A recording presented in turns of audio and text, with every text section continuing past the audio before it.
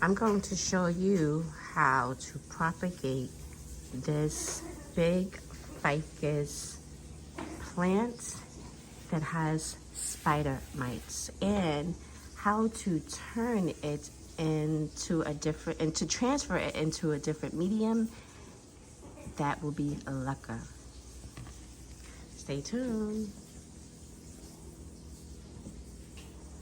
So I had to cut, all of these branches off. Look at those baby branches right there. And then normally when you cut off these branches, you see that little white, don't mind my nails, you guys, I think I'm done. You see that little white piece, that little white stuff? It comes off the bottom of the stem. So let me show you. You see that? You see that white stuff right there? Don't mind my little puppy, guys. You see that white stuff on the stem?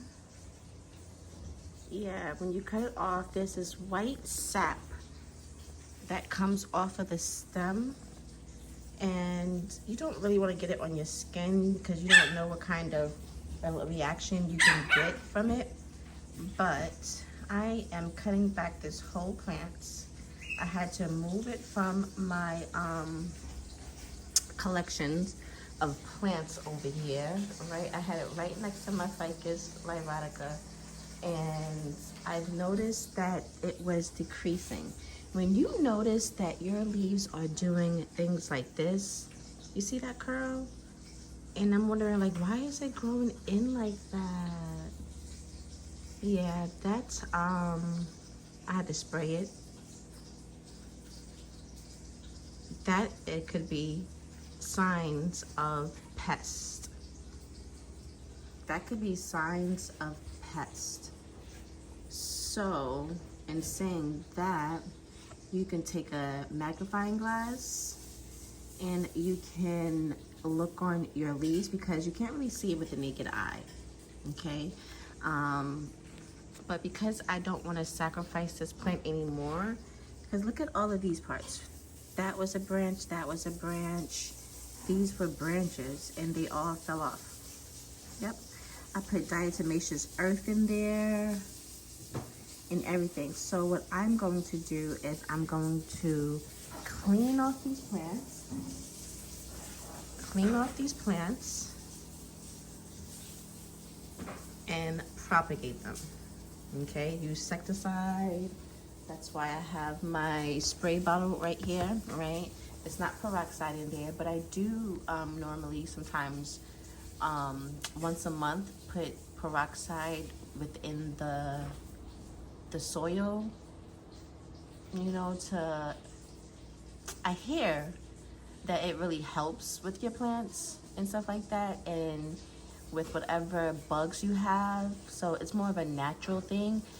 But I'm going to use a insecticide that will help control these spider mites. I've never had spider mites, so I hope this hasn't spread to my babies. Oh, I hope it hasn't spread to any of my babies that I have. So what I am going to do, I am going to go ahead and just spray. Get to doing all of these, and this is going to take hours because this is not the only section. I have another section of plants. I have over here, I have over there, don't let my son, and then I have the kitchen, and then I have my room. So we're gonna do that together. But let me show you how I propagate this plant. Please adjust. Okay, so you see these lines right here? Let's zoom in. These are, I just have nodes. Those are nodes. So you can cut in between here if you wanted to take this section You can cut in here. That's a node, but we want to cut below the node, node, okay? Because we want to take all of these plants, I'm gonna go all the way down. This is the last plant right here, right? We just want to make sure that we're gonna stay on the safe side. I don't want to cut off any plants because we don't know how it's going to go. So I'm going to, if this has to emerge in the water, I'm going to go right above. Before you do any cutting on your plant, make sure to alcohol any utensils that you will be using on your plants. Okay? Make sure you wipe those scissors off. Don't want to give the plant any alcohol or anything that's going to harm it. I'm going to go below. Because what I'm going to do is, let's cut. I'm not a lefty. So I'm going to cut right. Make sure you have some strong scissors or shears, let's say. And then you see how the white stuff is on there and on the bottom of there? That's basically how they say you can make wax and stuff. Thank you. So now you just basically get your cloth and you would just basically wipe the area up so it don't drip on your hand.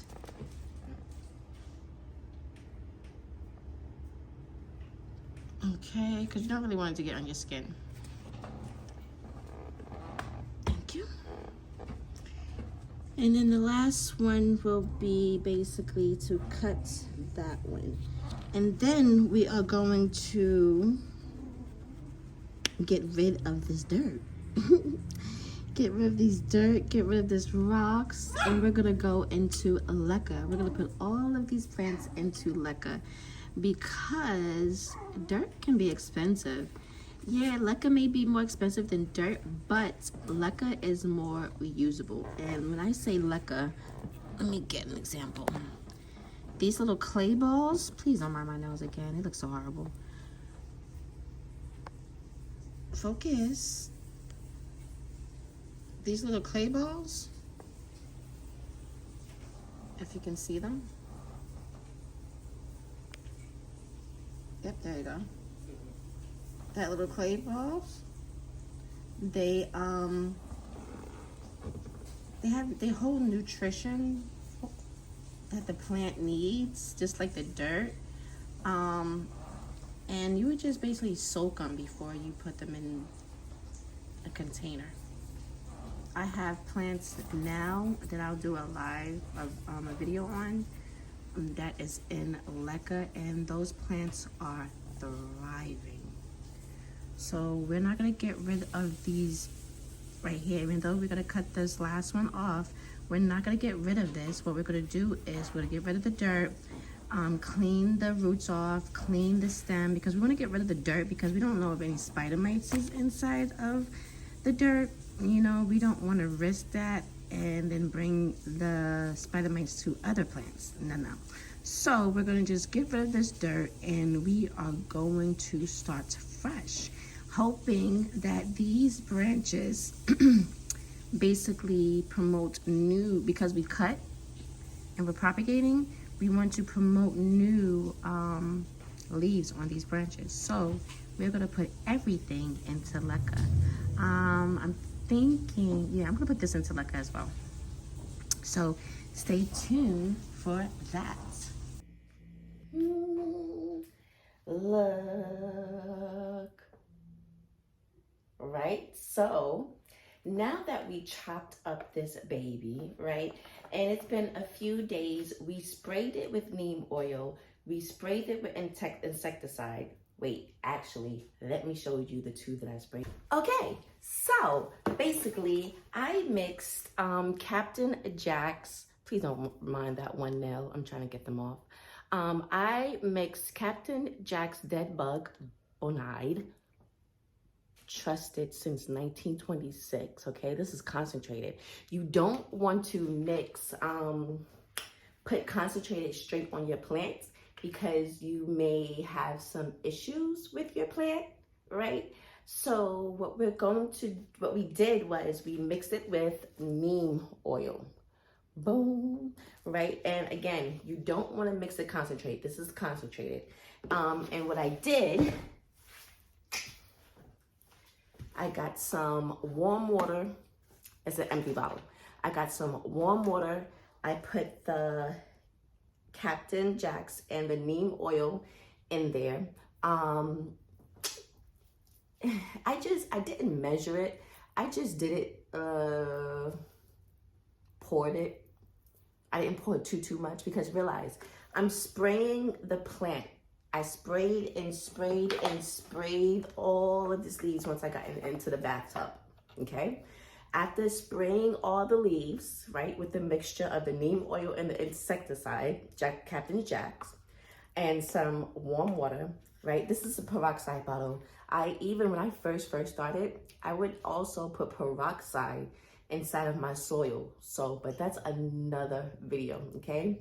That's consistency. So we don't get into this problem of having any bugs that we don't want in our plants, okay? Anyways, so after spraying my plant, that was the first time I sprayed the plant. I let it dry and stuff like that. After it dried, I came back that same night. I sprayed under the leaves, I sprayed on top of the leaves, and I wiped them down. Then I sprayed again. I soak. When I spray, I mean I spray. But remember, also know that when you have neem oil in your spraying, you don't want to have anything in the background. So you don't want to do it in the kitchen. You would preferably do it outside, or you would want to do it in the bathtub.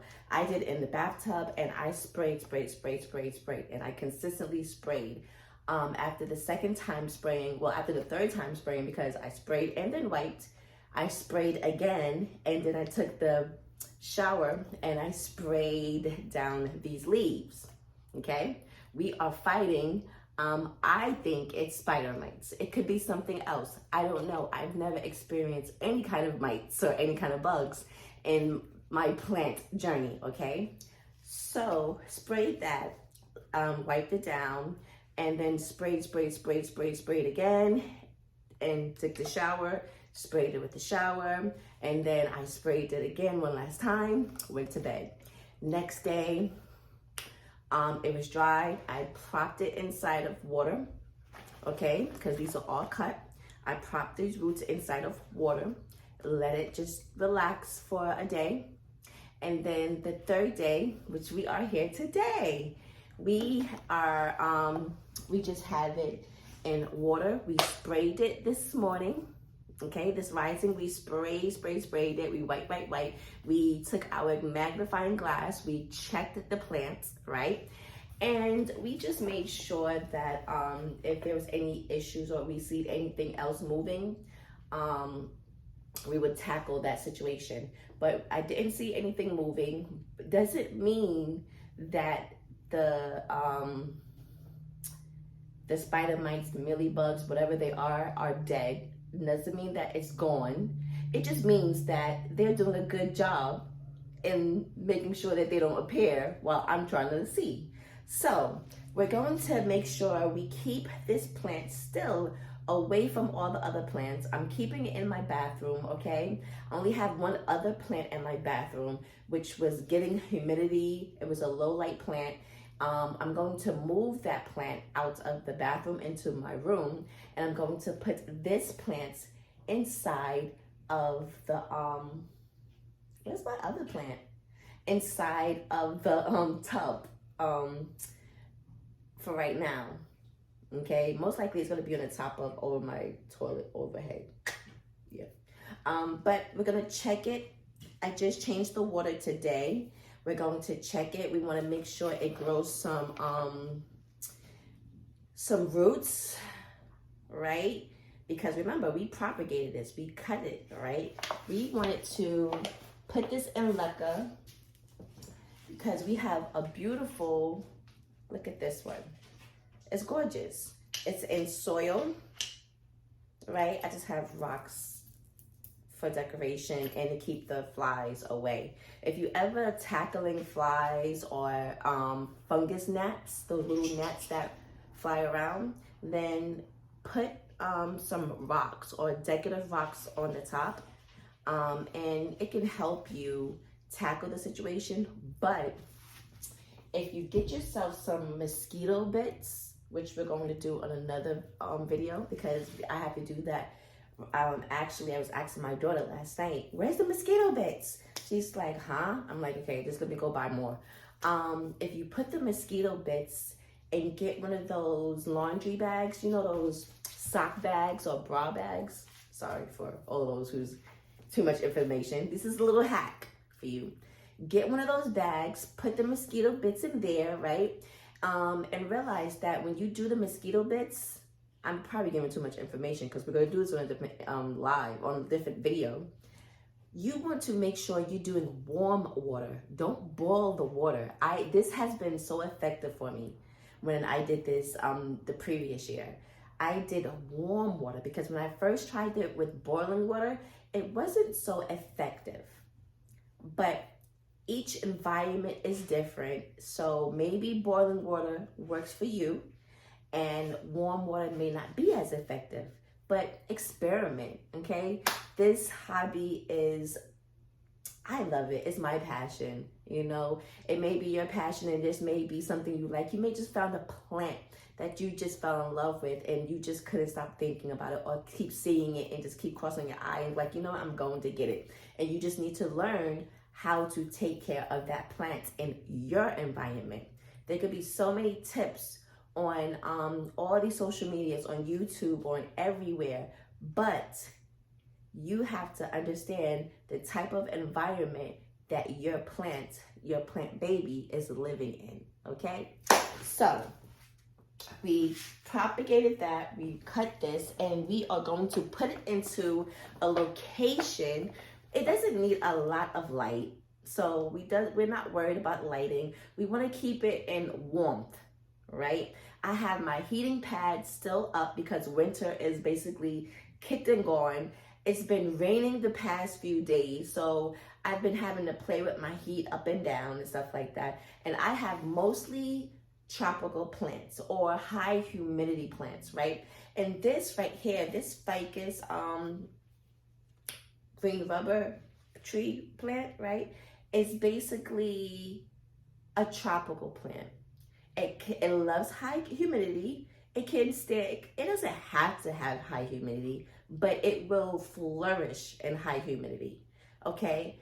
And lighting, it can take brighter light, okay? But because for the sake of, we want to make sure we're growing roots, we want to just keep it in a warm area.